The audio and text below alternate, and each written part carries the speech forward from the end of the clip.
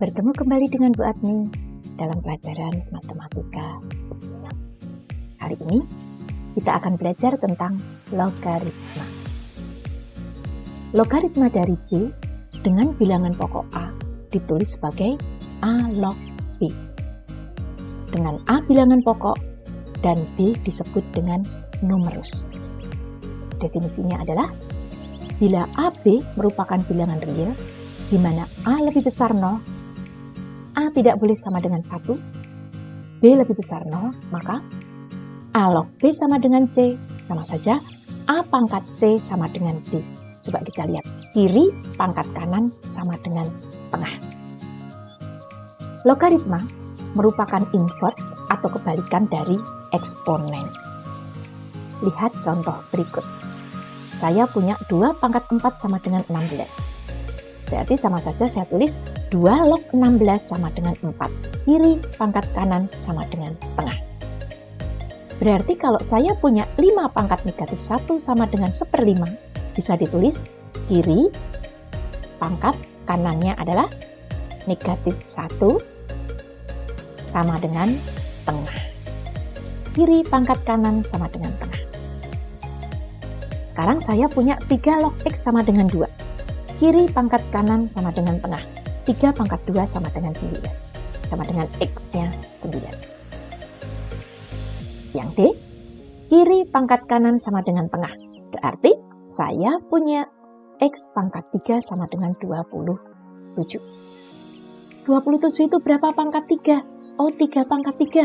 Ini saya coret sehingga diperoleh X-nya 3. Bagaimana kalau saya punya ini? 2 log 8 sama dengan X. Berarti saya akan memperoleh 2 pangkat X sama dengan 8. 2 pangkat X sama dengan 2 pangkat 3. X-nya adalah 3. Oke, berarti X-nya 3. Kenapa kok X-nya 3? Karena ini seolah-olah juga dicoret. Kita lihat sifat logaritma. Bila P, A, B anggota bilangan real, di mana P lebih besar 0, P tidak sama dengan 1, AB-nya lebih besar 0. Akan berlaku sifat bila bilangan pokoknya sama, P, penjumlahan berubah menjadi perkalian. Dengan bilangan pokok yang sama, pengurangan berubah menjadi pembagian.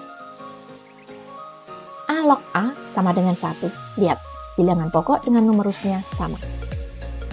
A log 1 sama dengan 0. Kemudian A log A pangkat N sama dengan N ini seolah-olah turun ke depan menjadi N kali A log A sama dengan N. Dengan demikian, kalau seperti ini, maka N ke depan menjadi N kali P log A. Bagaimana kalau punya bentuk seperti ini? Bilangan pokoknya ada pangkat, numerusnya juga ada pangkat. Oh, kanan dibagi kiri, M dibagi N, kali A log B. A log B sama saja P log B per P log A. Bisa diubah menjadi bentuk pembagian seperti itu dengan bilangan pokok yang baru. A log B bisa dibuat menjadi 1/B log A. Bilangan pokoknya dibalik menjadi 1/. Kalau A pangkat A log B, ini penulisannya biar lebih jelas, A dipangkatkan A log B. Seolah-olah ini tercoret, tinggal menjadi B. Lanjut lagi, A log B kali B log C, seolah-olah ini tercoret, menjadi A log C. Dan yang terakhir, A log B, B log A, ini tercoret, sehingga A log A itu 1. Kita lihat. Kalau saya punya 2 log 16. 16 itu 2 pangkat 4. Berarti 4 turun ke depan. Padahal 2 log 2 itu 1. Sehingga hasilnya 4. Kalau saya punya ini 3 pangkat 2. 2-nya turun ke depan. Menjadi 2 kali 2 log 3.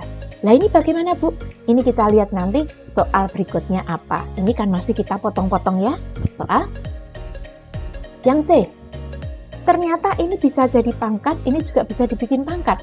2 pangkat 4, 3 pangkat 2. Ingat sifat kanan dibagi kiri 2/4 kali 2 log 3.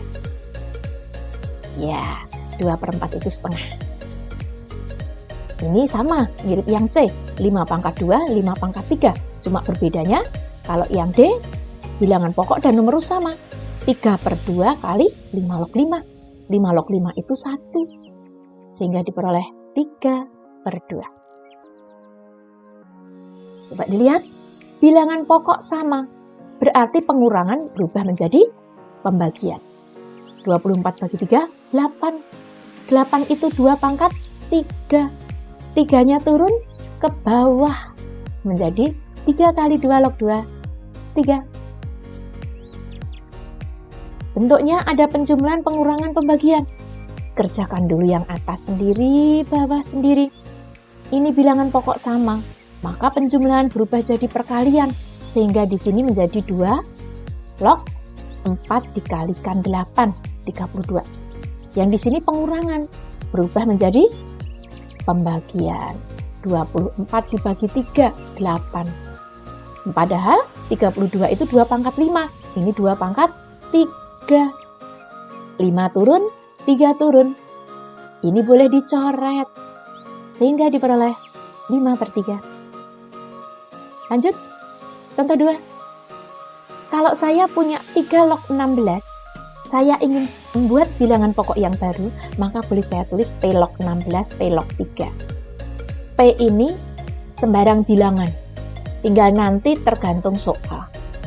Kalau misalkan diambil 5, ya berarti menjadi 5 log 16, 5 log 3. Kalau diambil 2, ya 2 log 16 per 2 log 3. Gitu ya? Oke. Kalau saya punya 3 log 16, ingin membuat bilangan pokoknya 16, maka menjadi 1/4. Oke, kalau seperti ini, 5 pangkat 5 log 7. Ini seolah-olah tercoret ya, sama dengan 7. Kalau ini, oh ini seolah tercoret 5 log 5. 5 log 5 itu 1. Nah ini, terakhir, iya ini tercoret 3 log 9. 9 itu 3 pangkat 2. 2-nya turun ke depan menjadi 2. Oke, ini tadi masih terpecah-pecah, belum menjadi 1. Tapi sekarang kita gabung. Saya minta 3 log 20 nyatakan dalam XY. Nah, sekarang sudah kita gabung. Di mana 3 log 2-nya X, 2 log 5-nya Y. Maka, bagaimana? Iya, kita bongkar dulu. Kita bikin dulu log 20 per log 3. Bilangan pokok P. P itu bisa memilih angka ini. Dari mana saya peroleh angka ini? Dari soal. Ada angka 3, 2, 2, 5. Maka P-nya boleh mengambil angka 3, angka 2, angka 5. Kalau saya memilih angka 2, atau angka 5, atau angka 3, nanti hasil akhirnya pasti sama. Walaupun di pertengahan jalan sini berbeda. Sekarang saya mau mengambil angka 2. Berarti di sini P ini saya ganti dengan angka 2. Nih. Terus 20 itu masih besar angkanya. Saya harus bongkar menjadi angka 3, 2, atau 5. Maka 20 adalah perkalian 2 kali 2 kali 5. Yang 3 sudah kecil. Jadi milihnya perkalian ini dari soal ini ya. Ini akan saya pindah dulu ke bawah. Nah, perkalian sifatnya menjadi apa? Penjumlahan. Ini 2 log 2, 2 log 2, 2 log 5. Jadi penjumlahan ya. Kemudian 2 log 2, 1. 2 log 2, 1. 2 log 5, Y. Nah, ini saya sudah punya Y, ini 1, ini 1. 2 log 3, saya punyanya 3 log 2. Berarti saya ingat sifat ini. A log B itu sama dengan seper B log A. Dengan demikian, kalau saya punya 2 log 3, akan sama dengan seper 3 log 2, sama dengan seper X. Karena 3 log 2 itu adalah X. Maka di sini nanti akan saya ganti dengan seper X. Nah, 2 tambah 2, 1 tambah 1, 2. Nah, tetapi ini belum cantik. Kenapa? Ini ada penyebutnya. X, penyebutnya mempunyai penyebut. Maka, menghilangkannya, biar cepat, pembilang dan penyebut dikalikan dengan X. Maka di atas diperoleh 2X, di sini GX, di sini 1. Ya, oke? Jadi kita punya 2X plus GX per 1. Sehingga tertulis ini. Dengan demikian, 3 log 20 sama dengan 2X ditambah XY. Ada bayangan ya? Paham ya? Oke, untuk mengerjakan memang kita harus selalu ingat sifat yang ada di atas tadi. Sekarang, coba kerjakan latihan mandiri berikut. Semoga tidak ada kesulitan. Sekian dulu pertemuan hari ini. Sampai jumpa di pertemuan berikutnya. Seperti biasa pesan saya, jangan lupa tetap jaga kesehatan, patuhi protokol kesehatan, memakai masker, rajin mencuci tangan dengan sabun, jaga jarak, jauhi kerumunan, dan mengurangi mobilitas. Terima kasih.